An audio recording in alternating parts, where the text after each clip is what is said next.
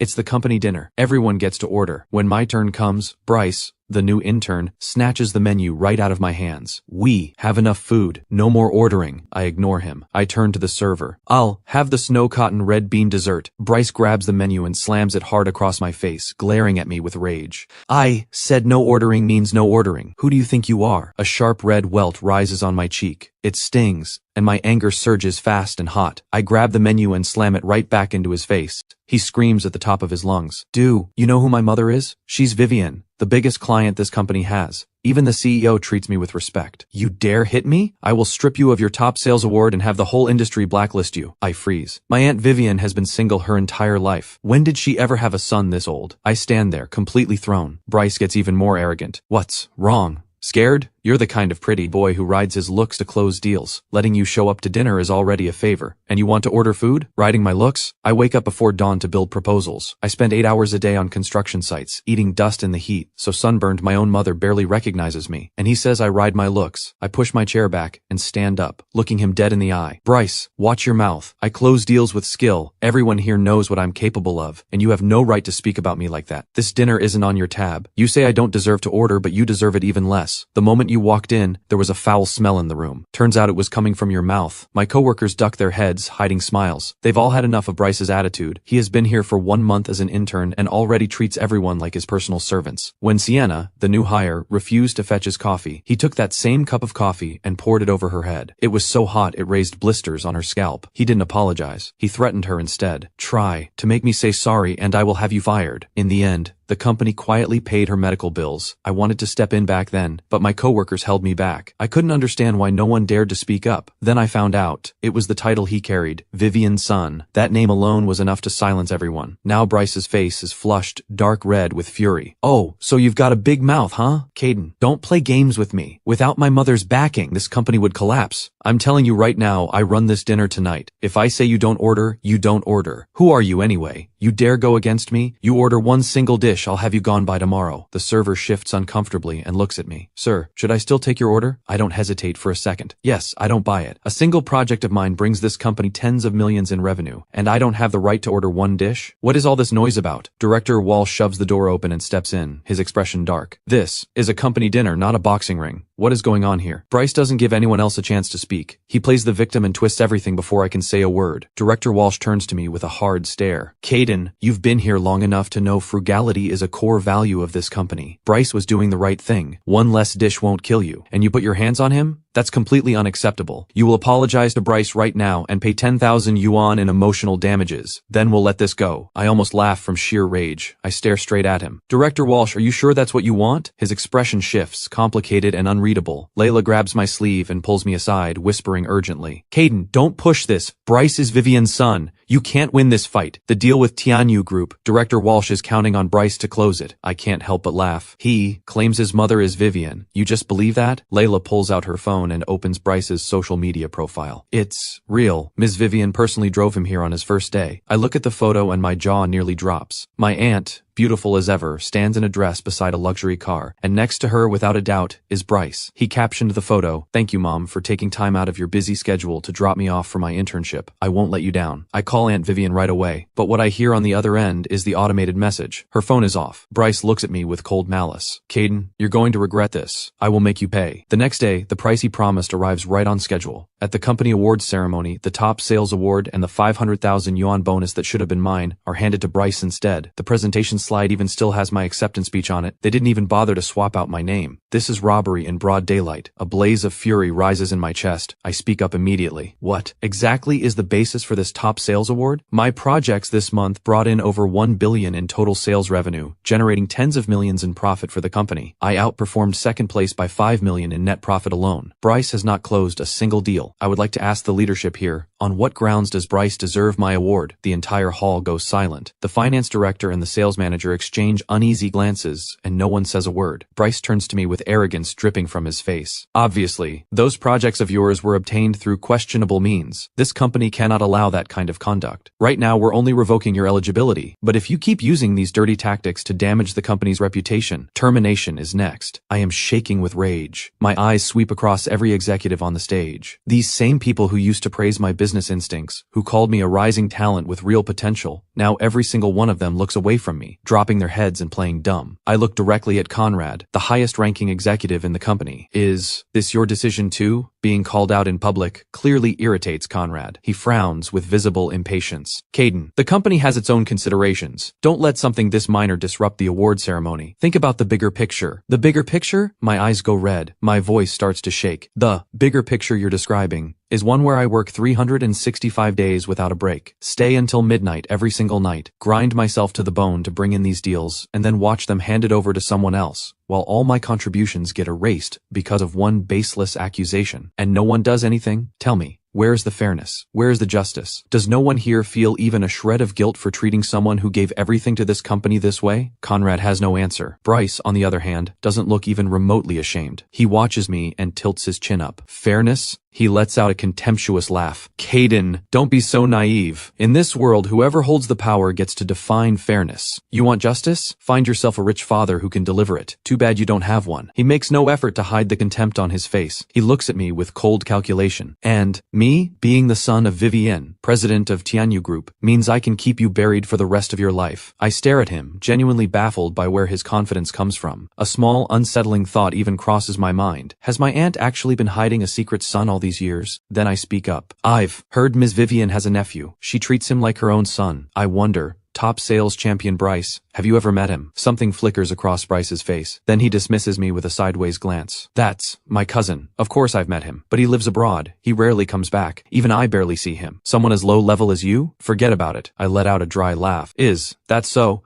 For someone so above it all, you sure had no problem stealing someone else's award and bonus. Could it be that you're a fake? Bryce's face goes cold as iron, and he glares at me with pure venom. Caden, don't push your luck. Your award was stripped because you didn't deserve it. I earned mine. Earned it? I step forward and get right in his face. You mean the skill of slacking off and playing games at your desk all day, taking 2-hour lunch breaks, clocking out at 5 on the dot, or the skill of staring at a screen all day and typing exactly 2 words on a slide? I speak slowly, deliberately. Every single word lands like a blow. His mouth hangs open. Nothing comes out. He shoots a desperate look toward Conrad. Conrad's expression tightens with frustration as he turns to me, his voice dropping low. Caden, watch what you say. This is a company, not a street market. You don't get to bark at people here. Don't think closing a few deals gives you the right to act above the rules. The strong replace the weak. You need to accept being replaced by someone better. Stop making a scene. Every eye in the room turns to me. They're all waiting to watch me blow up over 500,000 yuan and make a fool of myself. 500,000, 5 million, none of it is the point. What I want is fairness. No anger in my voice. No sarcasm. Just a quiet smile. Fine. I accept it. The top sales award should go to the best person for it. I barely make it back to my desk before HR sends out 2 announcements. Employee. Caden has been found to have misused company funds for lavish dining, constituting a serious violation of company policy. Effective immediately, Caden is removed from his position as sales manager and placed on suspension. Intern Bryce has demonstrated outstanding dedication to protecting company interests and delivered exceptional performance throughout his internship, generating significant revenue for the company. He is hereby converted to full-time staff, effective immediately, and appointed as sales manager, taking over all ongoing projects from Caden. Right after that, Conrad tags me directly in the company group chat. Caden's wasteful and extravagant behavior disregards company policy. His bonus for this month is hereby forfeited. He is required to handwrite a 10,000-word self-criticism letter and post it in this group chat as a warning to all other employees. This is beyond humiliating. Strip my award, take my bonus, make me the cautionary example, prop me up on a public stage, and use my humiliation to build his authority. The group chat goes completely silent. Even the office falls dead quiet. Eyes drift toward me from every direction. Some carry sympathy, some regret, some outrage, and some barely disguised satisfaction. The message just sits there, unmoving, as if the whole company is waiting for me to publicly humiliate myself with an apology. Conrad tags me again. Can't see it? I still don't reply. The tags keep coming, relentless, like someone's lost their mind on the other end. Tina sends me a private message. Caden, just let it go. Swallow your pride. Your job matters more. I smile back at her, but there are tears behind that smile. My fingers, stiff and trembling, tap out a reply. Understood. I will take this lesson to heart. I will never again order a 40 yuan dish in a lavish display of wasteful extravagance. At the next company dinner, I will stick to water. No food for me. What looks like an apology is really a drop of water hitting a pan of boiling oil, calm on the surface. But underneath, it speaks volumes about how completely this company has lost me. I log out of every single company system and account. Suspension? Fine. I take it seriously. Conrad has relieved me of my duties, so I have nothing to manage. They relocate me to a desk next to the restroom. I sit there and absorb the looks from coworkers passing by all day. Some look at me with contempt, some with pity. Bryce settles into my old desk with obvious satisfaction, barking orders at the entire department. But my seat is not so easy to fill. Every project I ran, I handled personally from start to finish. From the design phase all the way through execution, I knew every single detail inside out. Bryce doesn't know any of it. Within just a few days, more than 10 clients file complaints and demand I be put back on their accounts. Otherwise, they will pull out of their contracts entirely. The company is now staring down massive penalty fees. Conrad finally cracks. He swallows his pride and comes to my desk. Caden, these projects were yours to manage. There are some technical issues that have come up. Go sort it out. Make sure the client is satisfied. I look up slowly, my expression blank.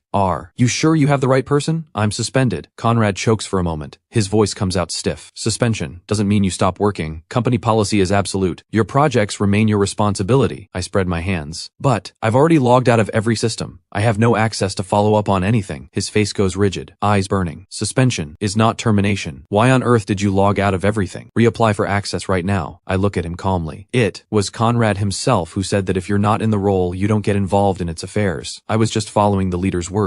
Conrad's composure slips a little, but he forces himself to stay patient. Here's what we'll do. I'll reinstate you. You reach out to the clients right now before they walk away. I smile. Mr. Conrad, shouldn't you be going to your superior top sales champion for something like this? A guy who rides his looks to close deals like me doesn't have the skill for this kind of thing. His face darkens to a deep, ugly red. He strains to hold back his temper. Caden, that was just locker room talk between coworkers. You took it seriously? I keep smiling, but the smile has ice in it. So, my top sales award being stripped and losing 500,000 yuan in bonus. That was also a joke? A 40 yuan dish being declared an act of lavish, wasteful extravagance also a joke? Each word lands like a precise slap across his face. His color drains from red to white to a bruised purple. He says nothing. I can see he's fighting a war with himself. A man like him, a big boss, doesn't bow his head easily. Just then, Bryce comes bursting in, buzzing with excitement. Mr. Conrad, Tianyu Group has agreed to invest. Conrad's face lights up with the glow of a victor. Excellent. Bryce, you're a godsend to this company. With Tianyu Group behind us, those clients will be lining up to work with us. He cuts a sharp glance in my direction. Caden, you're fired. Go handle the paperwork now. I nod without emotion. Fine. I expect the company to provide my full legal severance. He erupts. Severance? You caused massive losses to this company. Get ready to be sued. Bryce looks at me with undisguised cruelty. Caden, I will have you blacklisted across the entire industry. I give a calm, quiet smile. Go ahead. I'll be waiting. I gather my things in silence and walk out of the company I gave a full year of my life to. I poured every bit of passion and intelligence into this place. No connections, no shortcuts, just my own ability, and I helped it grow and thrive. And this is what I get in return. It feels like my heart has been dragged across a blade, cold and sharp and aching. My coworkers trail out one by one to see me off. They all say something kind. Tina holds back tears. Caden, you're so talented. There's a place for you anywhere you go. Don't let anything Bryce said get to you. You'll find something better. I smile and say nothing. Bryce doesn't have what it takes to stop me. I step outside and my phone rings. It's Aunt Vivian. She's been unreachable for half a month. The contract signing with your company is next week. I'm heading to Africa for a site inspection. I won't be there in person. I answer quietly. Aunt Vivian, I've left the company. A pause. Did something go wrong at work? Do you need me to step in? No, I want to come back and take charge of this deal myself. I hang up and the corner of my mouth lifts. Don't rush. The real show is just getting started. I show up at the signing ceremony and the shock on my former coworkers' faces is immediate. Conrad and Bryce, in particular, look at me like they want to draw blood. Bryce smirks at me. What are you doing here? You were fired. You have no business at this signing. I give him a sideways glance. Not being your employee means I can't attend? What if I told you I'm here representing Tianyu Group? He laughs dismissively. Caden, are you serious? The head of Tianyu Group is my mother. I am the client side. I can sign on her behalf just fine. The nerve of you calling yourself their representative. Someone like you isn't even fit to clean the toilets at Tianyu. The words are barely out of his mouth when every head in the room turns toward him. So, he really is Ms. Vivian's son. No wonder he carries himself like that. You'd actually cross Ms. Vivian's son?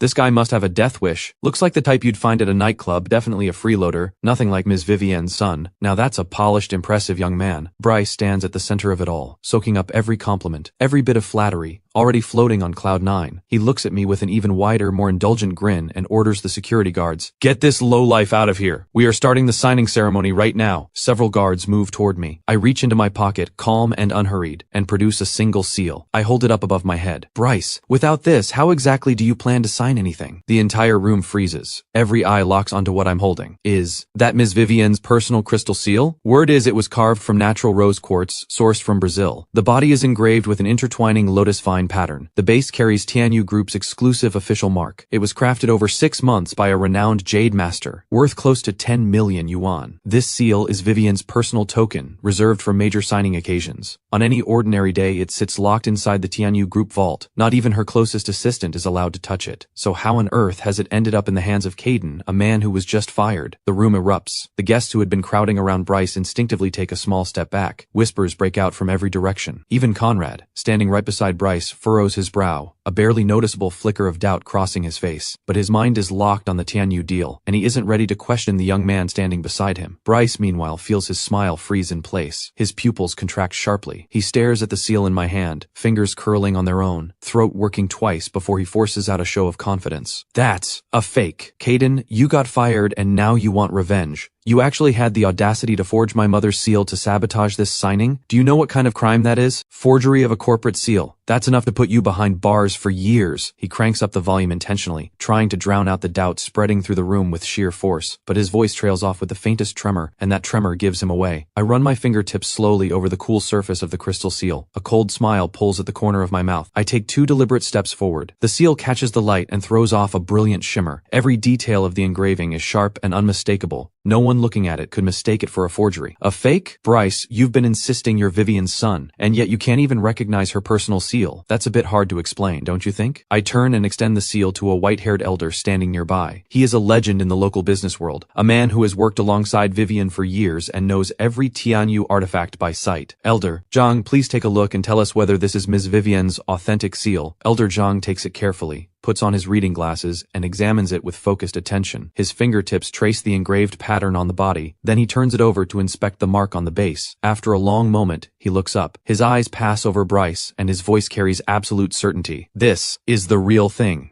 No question. The lotus vine engraving on the body is the master craftsman's own work. The official mark on the base uses a unique seal carving technique that cannot be replicated." Elder Zhang's words hit the room like a boulder dropped into still water. The murmuring instantly doubles in volume. The way people look at Bryce shifts completely. The fawning and flattery are replaced by scrutiny and suspicion. Some guests have already started quietly backing away, afraid of getting pulled into whatever is unfolding. Conrad's expression darkens too. He pulls Bryce aside and drops his voice to a tight, angry whisper. "What is going on? How does he have Miss Vivian's seal? You told me you're her son. How do you not know your own mother's seal?" Bryce breaks into a cold sweat, his eyes darting everywhere but Conrad's face. He stammers. My mom has lots of seals. I can't be expected to know every single one. That thing is obviously a fake this guy stole from somewhere." Elder Zhang is old. It's natural to misjudge. His words are firm. His insides are anything but. He had no idea Vivian even owned a seal like this, let alone seen it in person. The truth is, he had only ever come across Vivian in a group photo taken at an orphanage. When he later found out she was the president of Tianyu Group, a scheme started forming in his mind. When Vivian happened to drop him off at his internship on her way somewhere else, he snapped a photo and posted it online, claiming she was his mother. To his own surprise, the lie held up completely. The management at Huishang Company fell over themselves to win his favor, but he never imagined Caden would show up holding Vivian's personal seal, and have Elder Zhang authenticated on the spot. The cracks in his lie are showing. I step past a visibly panicked Bryce and walk straight to the stage. I pick up the microphone. My voice comes through clear and sharp over the speakers, cutting across the entire hall, silencing every whisper in the room. I am hereby announcing that Tianyu Group is canceling its partnership signing with Huishang Company and terminating all business dealings with Huishang, effective immediately. The words land. The room goes completely silent. You could hear a pin drop. Conrad snaps back to reality. He rushes onto the stage and wrenches the microphone out of my hands. His face is twisted with fury as he shouts, "Caden, who the hell do you think you are? How dare you stand up there and announce the cancellation of a partnership on behalf of Ms. Vivian? You are a former Huishang employee who got fired. You show up with some seal from who knows where and think you can just con your way through this? I'm telling you, this signing goes ahead and I'm the one who says so. His eyes are burning red. The Tianyu deal is the most important project Huixiang has this year. If it goes through, Huixiang's valuation could double. There is no way he is going to just stand there and watch Caden blow it all up.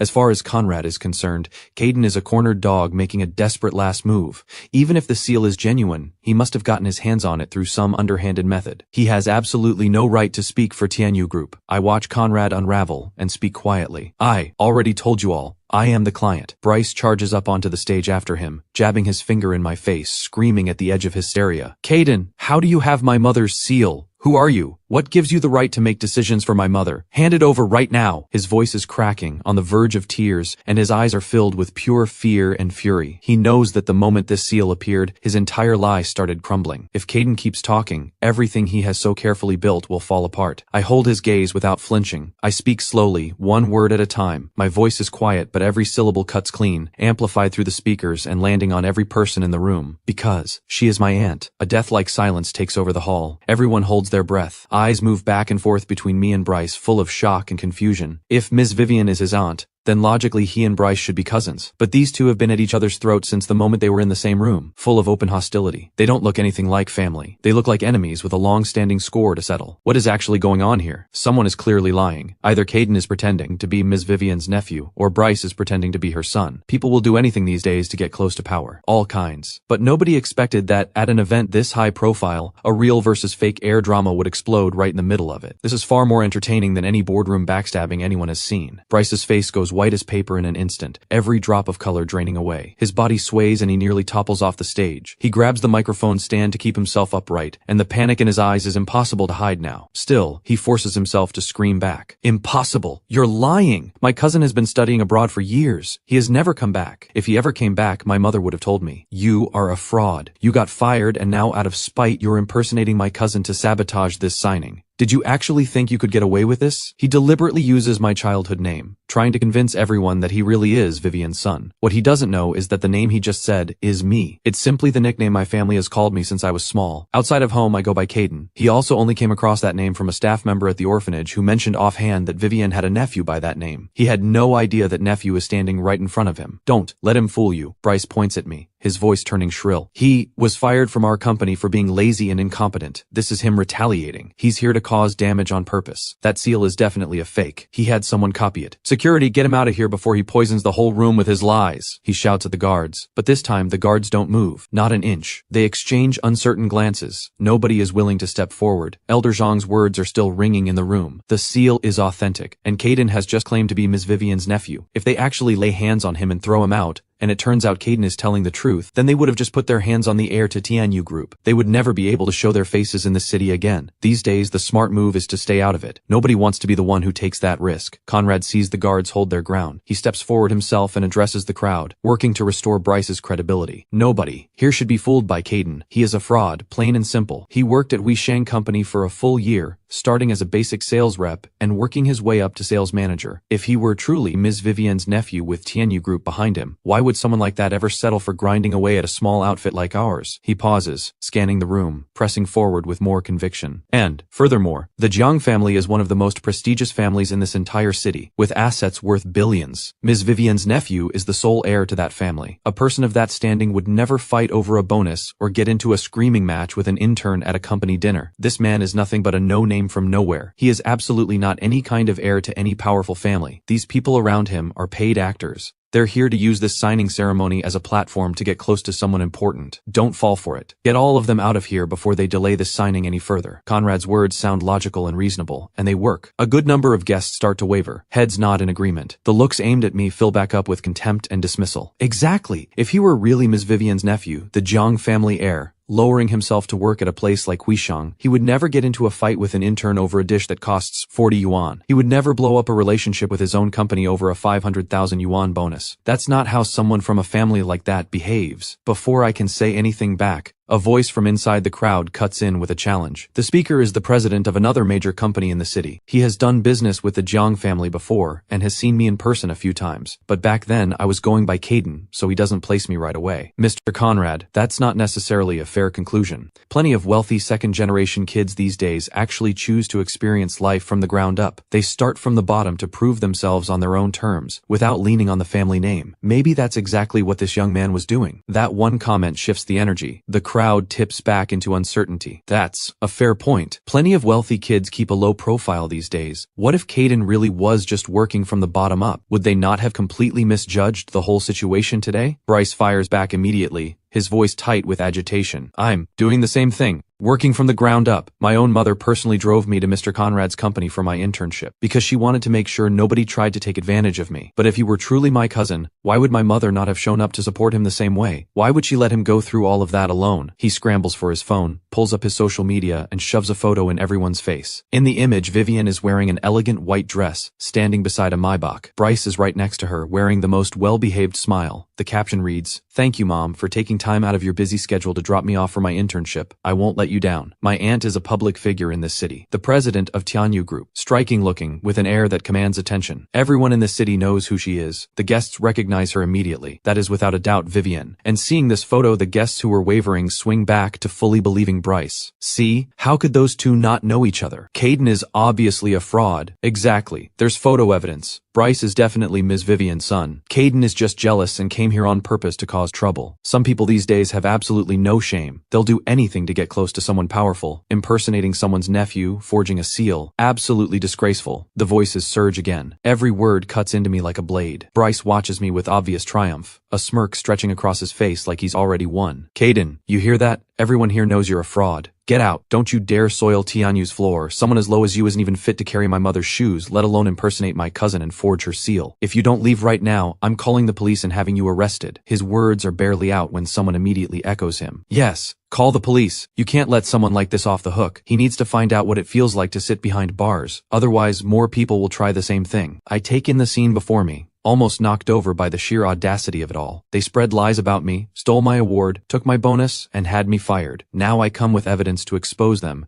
and they turn around and play the victim, calling me the fraud, threatening to have me arrested. Is there anything more absurd in this world? I genuinely cannot figure out where Bryce finds the nerve to impersonate Vivian's son in front of so many prominent figures from the city's business world. Isn't he afraid of being exposed and ending up completely destroyed? I stare at Bryce with a blank expression. My eyes are cold. My voice is colder. Bryce, are you sure you want to call the police? He looks at me with that contemptuous grin, chin lifted high, like a man standing on top of the world. What's the matter? Scared? Now you're afraid? A little late for that. Or here's another option. You get down on your knees right now, bow your head to the floor 100 times, and then publicly admit in front of everyone that you impersonated my cousin and forged that seal, and I might consider letting this go. He pauses, greed and calculation gleaming in his eyes. But impersonating my cousin and forging my mother's seal has already caused serious reputational damage to both my mother and Tianyu Group. You owe me 1 million yuan in emotional damages. Not a cent less. I almost burst out laughing. I look straight at him, the contempt in my eyes barely contained. Bryce, that is one very generous ask. 100 bows to the floor and 1 million yuan in damages. Why don't you just rob someone? I step closer, eyes burning into his pale face. And another thing, you keep claiming to be my aunt's son. Everyone here knows Vivian has been single her entire life, never married. The paparazzi in this city would camp outside her building every single day if they could. If she truly had a son your age, how is it possible that not a single piece of that information has ever leaked? Do you really think anyone is going to believe you? Those words hit the room like a thunderclap. They tear through every cloud of confusion in the room. A floodgate opens. The entire hall erupts. Guests suddenly see it all clearly. They turn to each other in rapid conversation. You know what? That's true. How did I forget that? Ms. Vivian is 42 years old, single her whole life. Nobody has ever heard of her having a boyfriend, let alone getting married and having a child. How could she suddenly have a son this grown? Maybe she had a secret marriage. She's always kept a low profile. Maybe she didn't want the tabloids going after her husband and son, so she kept it quiet. No way. You know how relentless the paparazzi are in this city. Everyone knows that. A secret marriage and a hidden child? Just having dinner with someone of the opposite gender gets photographed and posted online. If Ms. Vivian actually had a son this old, there is no way it stays hidden. What if it's an illegitimate child? The father is probably someone she can't acknowledge publicly. That's why she's never come forward, just quietly raising the kid on her own. Speculation pours out from every direction. Bryce goes white as paper in an instant. Cold sweat runs down the side of his face. He grips the edge of the nearest table, fingers digging hard into the surface, knuckles draining of color. He forces out his defense. That's Not it at all. I am not anyone's illegitimate child. I am my mother's real son. Don't listen to this person. He is a liar spreading made-up stories to attack me and my mother. His words come out hollow. His voice is shaking. Anyone can see the guilt written all over him. I smile lightly, my tone calm but every word like a blade. Then, how do you prove that you are my aunt's son? On the strength of one staged photo? Or perhaps, knowing my aunt would be in Africa today and unable to attend this signing, you saw your window. So you walked in here without a shred of hesitation, pretending to be her son, to profit for yourself and for Weishang Company? My words drive into Bryce like a blade straight to the chest. The color keeps draining from his face. His lips tremble. His mouth opens but nothing comes out. The panic and fear in his eyes are completely exposed now. Every gaze in the room shifts to something harder. Scrutiny and doubt. People turn toward Conrad. Conrad feels it too. Something is very wrong. He pulls Bryce aside and drops his voice low. There's frustration and suspicion in every word. Bryce, are you actually Miss Vivian's son or not? I asked you to arrange for your mother to come in and discuss the deal. Every single time you had an excuse. Too busy. Out of town. Now with everything Caden is saying, I need a real answer from you. Did you lie to me? Because you are clearly not her son. Conrad's stomach has already dropped. The more he thinks about it, the more it doesn't add up. Bryce has never once let him actually meet Vivian. Every mention of her came with a photo and an excuse. He never even shared her contact information. And now with what Caden has said, Conrad is starting to realize he may have been played for a fool from the very beginning. Bryce goes rigid. His whole body wavers. He scrambles to explain. Of course I'm her son. My mother is genuinely busy. She has been in Africa lately, handling international business for the company. She really hasn't had time. Mr. Conrad, I swear I'm not lying. You have to believe me. If you don't trust me, let me show you photos from when I was a child. I was always with my mother growing up. He frantically digs through his phone and pulls out a handful of childhood photos to show the crowd. But every single one of those pictures is a group shot, either a few people together or a large gathering. In each one, Vivian stands among a crowd of children. Bryce is just one of them. Nothing in any of them suggests a special bond. He points at the photos, talking fast. This one is from when my mom took me to make a donation at the orphanage when I was little. This one is when I was 10. My mom took me to a charity gala, and this one is from my 15th birthday. My mom was there to celebrate with me. Surely these photos are enough proof that she's my mother. Someone in the crowd speaks quietly. Ms. Vivian is known for her charitable work. Every year she donates to orphanages and funds students in need. She has always had a wonderful reputation in the city. She genuinely has a kind heart. Looking at it that way, Bryce might really be her son. Ms. Vivian has always kept a low profile. Maybe she doesn't want her son living in the public eye. That would explain why there are so few solo photos of them together. Those words act like a shot of adrenaline straight into Bryce. He straightens up immediately. He flashes me a challenging grin, his eyes overflowing with triumph. Caden, you see that? Everyone believes I'm her son. There is nothing you can argue that will change that now. You can't beat me. I'm signing this contract today. He turns to Conrad, his tone urgent. Mr. Conrad, what are we waiting for? Let's sign. Don't let this fraud hold up what we came here to do. He grabs Conrad's hand and starts pulling him toward the signing table, ready to push through a signed agreement without Vivian present at all. I cut through the moment with ice in my voice. Stop. I move quickly. I step in and block his path. I look at him with cold eyes and a colder smile. A few group photos taken at an orphanage are enough to prove you're my aunt's son? Bryce, do you take everyone here for a fool? If you're really my aunt's son, then own it. Let's call the police. Let them investigate. Let them find out once and for all whether you're the real thing or a fraud. Let them determine whether I forged this seal. Give everyone here the truth and clear Tianyu Group's name. I take out my phone. I move to dial emergency services. Bryce's face floods with panic in an instant. He shouts out, "Don't! Call! You cannot call the police!" He lunges for my phone. I sidestep him easily. I raise an eyebrow and let a smirk form. Why? Not? You've been insisting you're real. You've been calling me the fraud. If that's true, calling the police and having them investigate would clear your name completely and make sure I get exactly what I deserve. What are you afraid of? I'm not afraid. Bryce looks away, stumbling over his words. This is the signing ceremony for Tianyu Group and Weishang Company.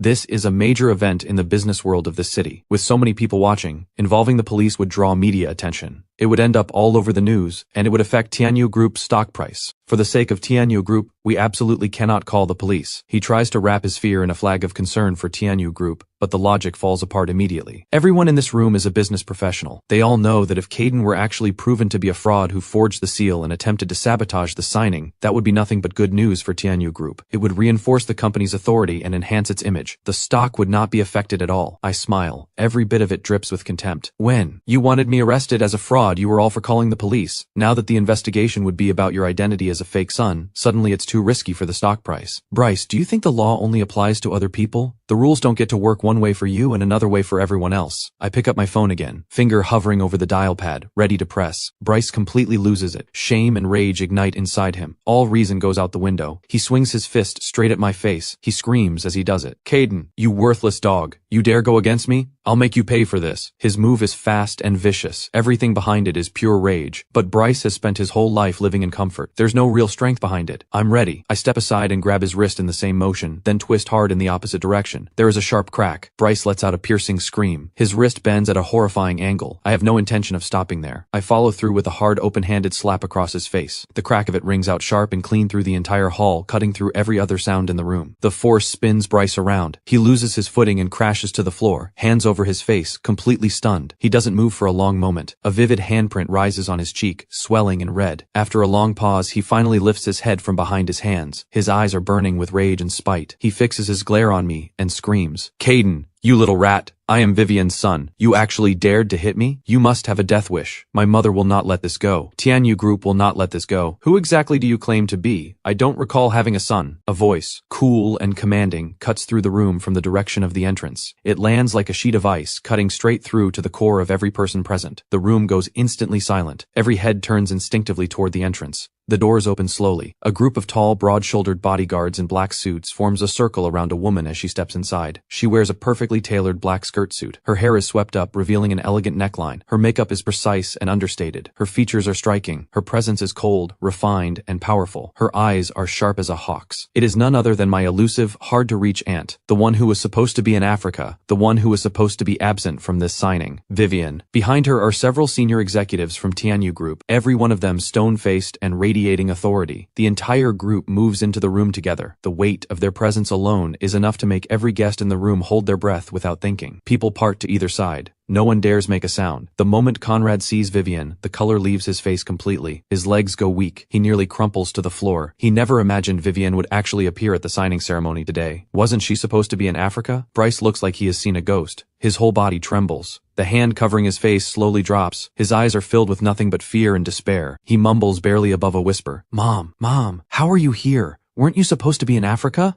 Aunt Vivian doesn't even glance at him. She walks straight through the crowd and stops right in front of me, looking me over carefully from head to toe. The sharp edge in her eyes melts instantly into warmth and worry. She reaches up and gently cups my face in her hand. "My little Caden," she says softly. "Did he hurt you? Let me check." Her voice is gentle, full of deep concern, nothing like the cold, commanding presence she carried just moments ago. If I could still hold myself together before, pushing through the hurt and fury, dealing with Bryce and Conrad, the moment I see Aunt Vivian, every wall I built comes crashing down. Everything I've been holding in, the grievance, the bitterness, the anger, the injustice, rushes up all at once, like a dam finally breaking. My eyes go red in an instant. My nose stings. Tears blur my vision, but I refuse to let them fall. I shake my head. "Aunt Vivian, I'm fine." Just 4 simple words, but they carry so much. Aunt Vivian sees my reddened eyes, and her gaze turns to ice. She narrows her eyes, scans the room, and a dangerous look settles over her face. The kind of authority and lethal calm that only comes from years at the top. It radiates through the entire room, dropping the temperature by several degrees. "Who dared to touch my nephew?" Her voice cuts like frost. Heavy with fury, it carries through every speaker in the hall, piercing every single person in that room. Every guest who had questioned me, laughed at me, or flat out insulted me. They're all trembling now. Heads drop. Not one of them dares to make a sound, let alone meet her eyes. The ones who were just calling me a fraud and a freeloader now wish they could vanish through the floor. None of them ever imagined that Caden was actually Vivian's real nephew, the sole heir to the Jiang family fortune. Every word they said was picking a fight with the wrong people. They'd just made enemies of the 2 most powerful people in all of Haicheng. Aunt Vivian turns to her bodyguards, voice flat and cold. "Pull every single security camera from this venue. Anyone who laid a hand on my nephew or ran their mouth against him, I want every one of them found. Not one gets away. A dirty look, a single disrespectful word, I want it all, and they will pay back 100 times over." Those words land like a death sentence from the underworld. Absolute, unchallengeable authority. The guests who'd spoken against me are shaking so hard they can't stay in their seats. They rush forward, bowing to both me and Aunt Vivian, crawling with apologies. "Ms. Vivian, we're so sorry. We had no idea young Master Caden was your nephew. Bryce told us he was your son, and that young Master Caden was a fraud. That's the only reason we said what we said. We didn't mean it. Please calm down, Ms. Vivian. Please forgive us just this once. Young Master Caden, we're so sorry. It's because we're blind to what's truly valuable and view people with a dog-like, condescending eye. We believed Bryce's lies and said terrible things about you. I'm prepared to offer 1 million as compensation. Please, be the bigger person and let this go. Ms. Vivian, young Master Caden, we were only trying to protect Bryce's reputation. That's how we ended up offending you. We meant well, we were just deceived. Please let us go. We'll never do it again. More and more people crowd around us, bowing, pressing their business cards into our hands, throwing out every kind of offer. None of them have actually learned anything. They're just scared. And they should be, with the Wang family standing in Haicheng, the power of Tianyu Group, and the Jiang family's billions behind them. These two families together own Haicheng. One flick of a finger and they could wipe out any of these so-called elite families, leaving them with nothing and nowhere to stand. How could anyone dare? Aunt Vivian's gaze sweeps across the crowd, completely unmoved. Now you know how to apologize? She says, calm and cutting. When you were busy calling my nephew a freeloader, a fraud, a backwater mutt, did it ever cross your minds that this moment would come? Her words hit like a slap. The apologies fade. Heads drop even lower. No one even breathes. Then Aunt Vivian's gaze lands on Bryce, collapsed on the floor. He feels it immediately. His whole body starts shaking uncontrollably. Cold sweat soaks through his shirt. He shrinks into himself, inching backward, trying to escape her stare, but he forces himself to speak. Mom, he whispers. Aunt Vivian's eyes are dead cold. She stares straight through him, and the disgust and frost in her eyes nearly freeze him solid. Dorian, she says, no feeling in her voice whatsoever. Didn't I tell you never to call me that? Have you forgotten what happened to the others? Dorian. The whole room freezes on that name. Isn't his name Bryce? Why is she calling him Dorian? What is going on? Bryce. No, Dorian. The moment he hears his real name, every drop of color drains from his face. Like he's been struck by lightning, he snaps his head up, eyes wide with shock and terror. His lips tremble. No,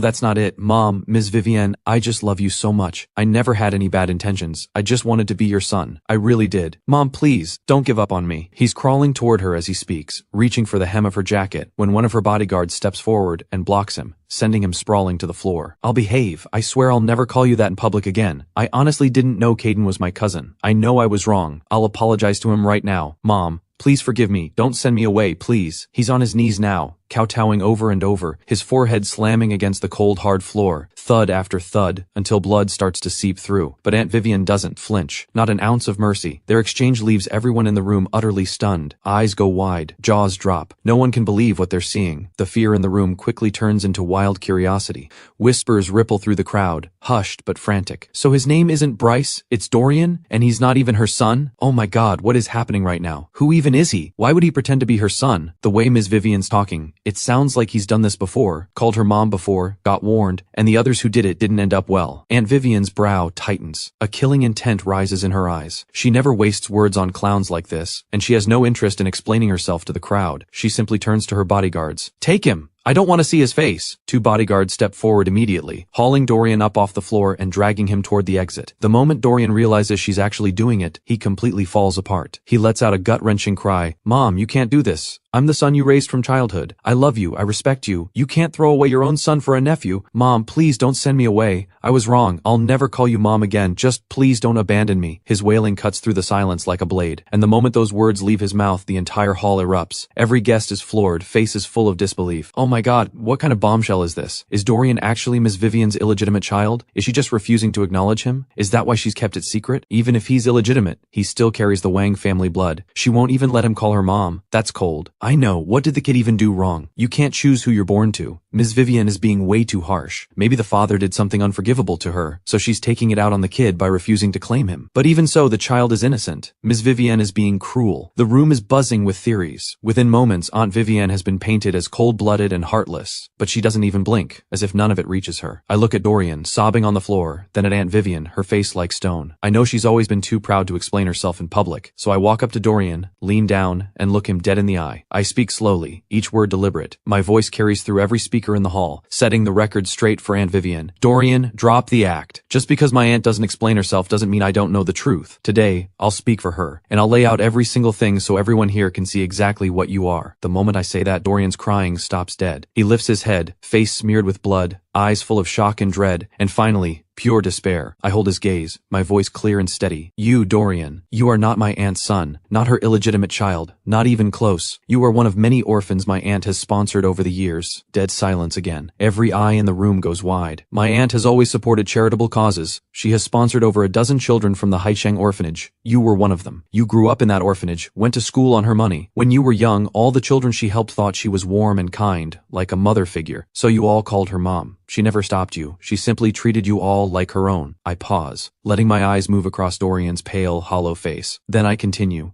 But as you all grew up, a few of the boys developed filthy ideas. Using the fact that they'd called her mom as children, they started telling people they were her illegitimate sons, trying to ride her name to climb the social ladder. They damaged her reputation. Several of her potential relationships fell apart because of them. Her personal life suffered for years. My aunt finally had enough. She released an official statement confirming she was single with no children and had never had an illegitimate child. The boys who spread those lies faced legal consequences. They were sent to a detention center. After that, my aunt made one thing clear. None of the children she sponsored were to call her mom ever again, to avoid any more unnecessary trouble. And you, Dorian, after those others were punished, you played innocent, helpless, naive. You cried in front of my aunt, swearing you never had those disgusting intentions, that you truly saw her as a mother. My aunt's heart is soft. She pitied you for growing up with no parents. She let it go and even wrote you a recommendation letter to get you an internship at Weishang Company. The day she went there for a business meeting, she brought you along as a favor. And what did you do? You took a photo of the two of you and told everyone you were her son. You ran that con everywhere you went. Not only did you throw your weight around in the office, bully your colleagues, steal my top sales award and take my bonus, you even showed up at the signing ceremony pretending to be her son, colluding with Weishang Company, trying to steal Tianyu Group's business deals right out from under us. Tell me, don't you deserve everything that's coming to you? My words hit like a series of thunderclaps. The whole room finally gets it. Every gaze that turns toward Dorian shifts from pity to contempt and disgust. So this pathetic so-called son of Ms. Vivian is nothing but an ungrateful snake, raised and funded by her, and instead of gratitude he used her name to run scams and drag her reputation through the dirt. Someone like that deserves no mercy. The guests who'd been calling Aunt Vivian cold-hearted just moments ago are now burning with shame. Not a word left to say, only guilt toward her and fury toward Dorian. Dorian's face grows whiter by the second, until it turns ashen. He crumples to the floor, his whole body trembling, lips barely moving, voice breaking apart. No, that's not me. I never. He still tries to fight back, but the truth is right there in front of everyone. He has nothing. I give a cold, contemptuous smile. You didn't? Then explain. Why were you so afraid to let Conrad meet my aunt? Why did you keep making excuses? Why did you panic the moment I brought out her crystal seal? Why did you do everything in your power to stop me from calling the police? Dorian, every single thing you've done is laid out right here. You really think you can still deny it? I really do see her as my mother. I've looked up to her since I was little. I'm not lying. Mom. No, Miss Vivian, please believe me.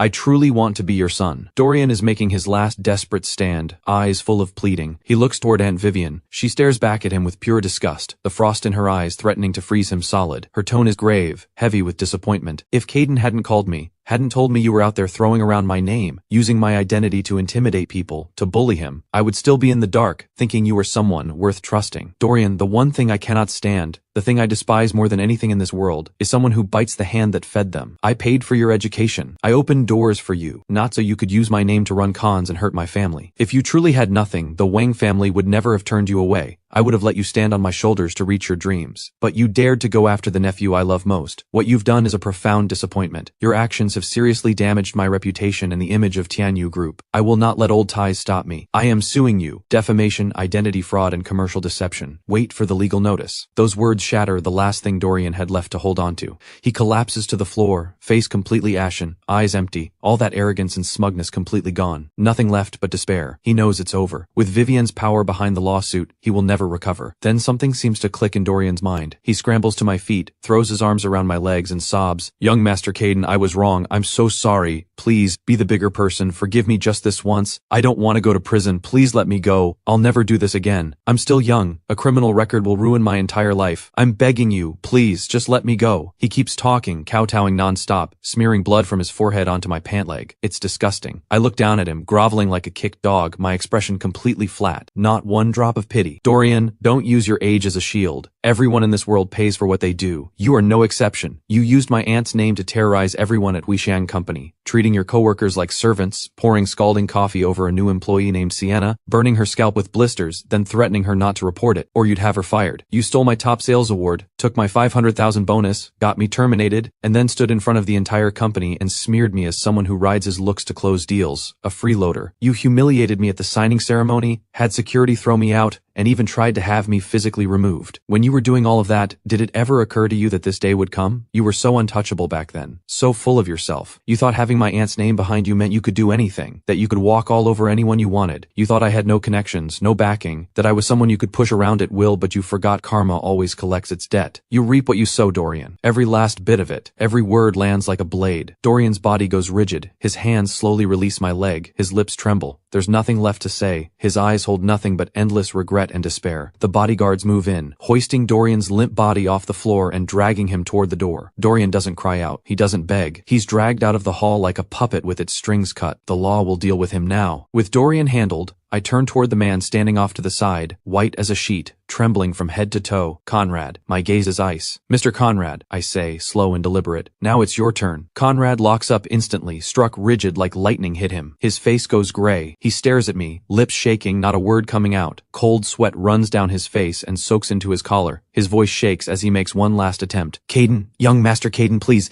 this is all a misunderstanding. I was deceived too, by Bryce, I mean Dorian. I had no idea he wasn't your aunt's son. If I had known, nothing in the world could have made me go against you. We worked together for a year. You know me. I've always seen your potential. I was just thinking about the company's future and made a terrible mistake. I trusted Dorian's lies. I look at him, this groveling, spineless man, and everything he put me through comes flooding back. The corner of my mouth lifts into a cold smirk. You saw my potential? Mr. Conrad, your idea of seeing my potential is truly flattering. He's drenched in sweat, scrambling. That was all Bryce's influence. I never actually wanted to make things hard for you. You have to understand, back then we all thought he was Miss Vivian's son. We couldn't afford to cross him. If you had told me then that you were her nephew and that he was a fraud, I would have thrown him out of the company myself. I hold his gaze. And if I had told you, would you have believed me? He has nothing to say to that. Mr. Conrad, tell everyone here right now, does Caden deserve the top sales title? Was the 500,000 bonus rightfully mine? He answers almost immediately. Young Master Caden performed exceptionally throughout his year at the company. The top sales title was absolutely deserved. 500,000? Even 5 million wouldn't be enough to reflect how outstanding he truly is. He looks at me with a forced smile. Caden, everything's been cleared up now. We're both victims here. Your resignation still hasn't been finalized, so technically you haven't left. Come back, and I'll give you the sales director position. The top sales bonus is yours, and I'll transfer the 500,000 right now. Just put in a good word with Ms. Vivian. Let's get that contract signed. He actually does transfer the money. I nearly gag. He's this close to total collapse and he's still angling for the TNU group deal. I honestly have no idea what his face is made of. I look him straight in the eye. Mr. Conrad, you don't actually think I pulled out of this deal because of that 500,000, do you? He blinks. Isn't that why? Before I can answer, Aunt Vivian speaks. Of course not. Caden holds 20% of TNU Group's shares. His annual dividend alone runs into the hundreds of millions. The entire Jiang family fortune, billions, goes to him as the only heir. 500,000? That doesn't even cover a month of his pocket money. Not even close. You think any of this is about your 500,000? Conrad's face flushes crimson. He could slap himself for being this stupid. How did he let someone like that walk right out the door? I look at him and let out a cold laugh. Mr. Conrad, I turned down a place at my aunt's company to join yours because I wanted to build something on my own. I could have gone straight back to run the family business the moment my internship ended, but I cared too much about everything I had built step by step, and I couldn't bring myself to leave behind the leader who once believed in me. But Bryce showed me exactly who you are and what this company really is. You don't deserve my work, and you sure as hell don't deserve to be TNU Group's partner. A company that sacrifices its own people for profit will always be left behind. And right in front of him, I accept the 500,000. Not because I care about the money. It's what I earned. What I want is justice. I turn to Aunt Vivian with a quiet smile. Aunt Vivian, your turn. She smiles back, picks up her phone and says exactly one thing. Blacklist Huishan Company across the board. And remember, I want nothing left standing. Before Conrad can even process what he just heard, his phone starts ringing. Mr. Conrad, we have a problem. Client A just pulled out. Mr. Conrad, Client B is filing a complaint and demanding 100 million in damages. Mr. Conrad, the company stock has hit the floor. It's locked down. Conrad stands completely still. His face goes from white to gray to black to ash. It's over, he murmurs. It's all over. Dorian had spent years collecting dirty money under Miss Vivian's name and burned through every cent. He was eventually convicted on fraud charges and sentenced to 10 years. He could have had a life worth living. He destroyed it with his own hands. But I have no interest in dwelling on the ruin people bring on themselves. You reap what you sow. I have a new chapter waiting, and a much bigger world ahead.